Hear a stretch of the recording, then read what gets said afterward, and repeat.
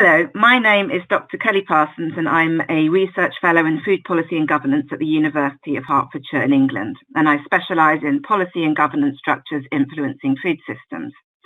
I'm going to present a short basic introduction to the concept of the food system and apply this to the European context, the European food system. I'll be drawing heavily on work I did with colleagues in my previous role at the Centre for Food Policy, which included producing a set of accessible briefs on the food system, integrated food policy, policy coherence and governance, and a policy brief on connecting food systems for co-benefits for the Austrian presidency of the EU in 2018 with Professor Corinna Hawkes. And links to these publications are at the end of the presentation. And the flower diagram you can see here in the background is from a brief titled "What is the Food System?" and will be the basis of the presentation. My first message is that the food system is understood, defined and depicted in many different ways. You may have seen different diagrams which attempt to map the system. The food system flower is me and my co-author's version of that. And the definition we use to accompany that diagram is the interconnected system of everything and everybody that influences and is influenced by the activities involved in bringing food from farm to fork and beyond. And you can see that this takes a broad perspective of what the food system is. That leads to my second message, which is that our understanding of food as a system is changing. Historically, the food system has been characterized as the activities that take food from farm to flush, as seen here. Food is produced, harvested, gathered or slaughtered, cleaned, packed and stored, and typically processed in some way, from cutting and canning to complex manufacturing, and then distributed and sold and marketed to people, and then it's eaten. And there's also spoilage, waste and disposal which happens throughout this process, and research and technology influence all those parts of the chain. This is the food supply chain, typically depicted as linear and moving from one stage to the next. And the predominant focus has been at the production end of that chain because our goals were around ensuring enough food was produced. More recently, as our knowledge of the broader impacts of this food supply chain has grown, our understanding and characterization of the food system has broadened to include many different influences on and impacts of that chain, which are sometimes referred to as system drivers and outcomes. Understanding that economics, politics, the environment, health and society all shape and are shaped by the system necessitates a broader perspective of the system which is wider than the supply chain. This is represented in this flower diagram by the coloured petals, which show the broad dimensions of the system, and the considerations within them are represented by icons. The arrows and overlapping highlight how there are interconnections between all of these different spheres and with the supply chain at the centre.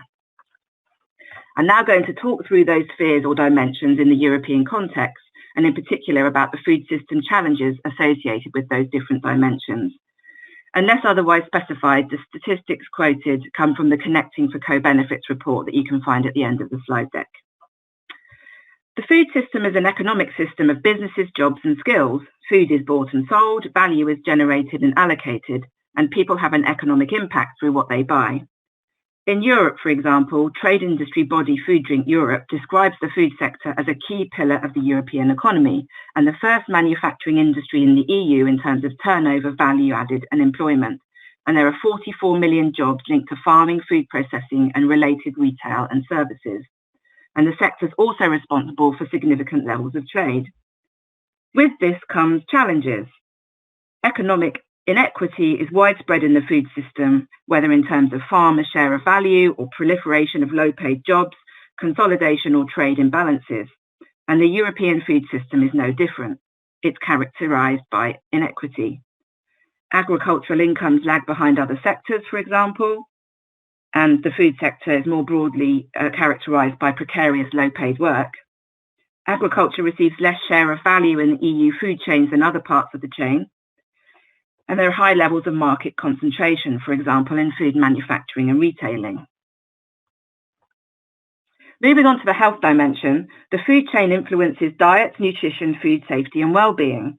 Modern food chains are highly successful in terms of range and availability of food, but they are also associated with health-related challenges, like malnutrition and diet-related disease, which are the world's largest cause of ill health and early death. Eating unsafe food kills hundreds of thousands of people per year, and working in the food chain is associated with health impacts from accidents to pesticide poisoning and stress. In Europe, for example, 62% of the adult population is overweight, and Europeans eat more meat, sugar, and fats than recommended, and fewer whole grain cereals and fruit and veg. Food production depends on the right environmental conditions: air, climate, water, sea, land, and the biodiverse flora and fauna which live in and on them. And yet the modern food chain is a major contributor to the destruction of nature in terms of land and fresh water use, pollution, and greenhouse gas emissions. For example, in Europe, the agriculture sector is estimated to be responsible for around 11 to 12% of greenhouse gas emissions. There have been significant declines in European biodiversity, for example, a 32% decline of common farmland birds in the EU between 1990 and 2015. The sector is also an intensive resource user. Cultivating, processing, packing, and bringing food to the table represents 26% of total EU energy consumption. 40% of total water use in the EU is allocated to crop irrigation alone, and 100 million tonnes of food are wasted annually. The social dimension is where the people in the system become more visible. We know that food can act as a social glue and create community cohesion and regenerate socially deprived areas. It's an important link to historic traditions and cultural representation and a focus of celebrations. It's part of people's social identities and central to people's quality of life in terms of their access to food. But the modern food system is associated with a loss of food culture, knowledge, and skills, and people experience confusing messages in the media and are open to influence by advertising. These trends are more difficult to quantify than challenges in other dimensions, so there's less evidence on them. But we do know that, for example, around inequity, in 2016, 43 million people, nearly 10% of the EU population, were unable to afford a quality meal every second day, according to IPES Food. And food banks across Europe distributed over 2.9 million meals daily to 6.1 million people in 2016. Finally, let's talk about the political dimension. Food is political. Food policy, for example, which can be defined as all the policies that affect the food system and what people eat, is debated and contested. There are many different rules which affect the food chain and the system more widely: legislation, taxes, subsidies, and so on. And there are just as many different views on the role of these various policy solutions in addressing food systems challenges. The political challenges around food systems relate to unequal power relations that exist throughout the system in terms of who makes decisions and who makes money. There are also challenges of poor food system governance.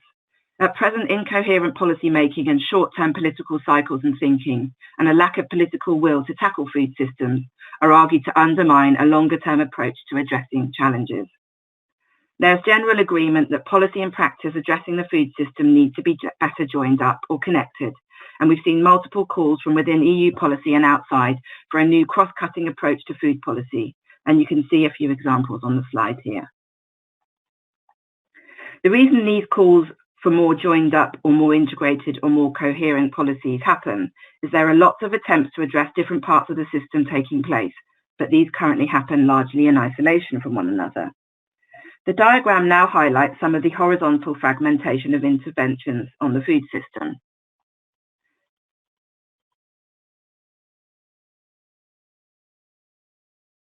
We have economic policies, nutrition policies, environmental and social policies related to food taking place independently.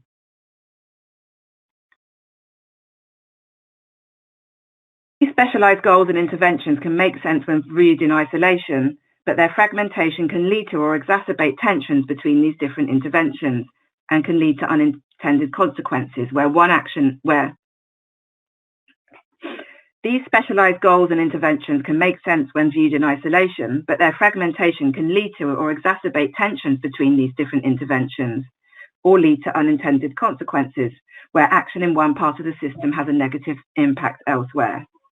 For example, there can be tensions between the economic and health dimensions if trade policy means more food available around the world, but that food is high in fat, salt, and sugar, the kind of food nutrition policy is trying to restrict.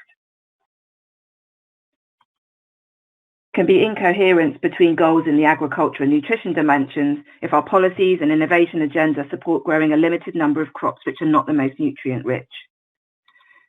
Tensions between innovation policy and livelihoods and equity if technological innovation is monopolized by larger companies or certain producers can't afford to introduce them.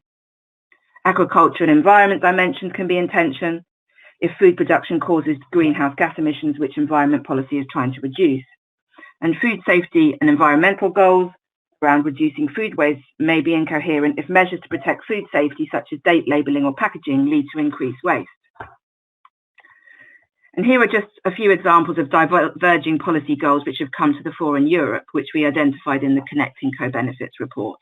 For example, restricting agricultural inputs like neonicotinoids to protect biodiversity versus agricultural economic goals to increase yield. One important tool in addressing these tensions and conflicts is through looking at coherence. Policy coherence can be defined as the alignment of policies and other interventions that affect the food system with the aim of achieving health, environmental, social, and economic goals to ensure policies designed to improve one's food system outcome don't undermine others. This diagram highlights in a simple way the importance of making sure interventions are holistic so that policies support rather than undermine one another. For example, a health policy to improve fruit and vegetable intake through a social marketing campaign might be undermined if public investment or research and innovation policy focuses on cereals rather than fruit and vegetables. But the intervention can also be positively reinforced by innovation policy, for example, if businesses are supported to create healthy food.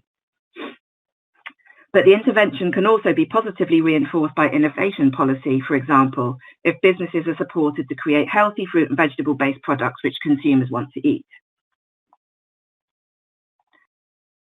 I'd like to end by highlighting two general principles for addressing food systems more effectively: thinking systemically and acting systemically. Thinking systemically is about understanding these different connections between actions taken across the system. It's also about building a common understanding of the challenges and solutions, because there are currently many differing ideas about what we want to do, or what we should do. The example of the role of meat in a future healthy and sustainable food system is a clear example. One way to act systemically is to address and prioritize coherence by ensuring any policies or other interventions do no harm through unintended consequences, and that they maximize co-benefits elsewhere in the system. Another way is to create processes and structures which enable connections in understanding and action to happen. Cross-sector collaborations, conversations across sectors and policy domains will need to be supported by some more cross-cutting governance processes and structures than are currently in place. One way to do this is through an integrated food policy, which brings together all the policies and actions in all of those dimensions of the system in one place, like the forthcoming EU Farm to Fork strategy should hopefully do. And if you're interested in finding out more about integrated food policy and the role of governance structures in food systems, then 2 short briefs on these are listed in the final slide deck. Thank you for listening.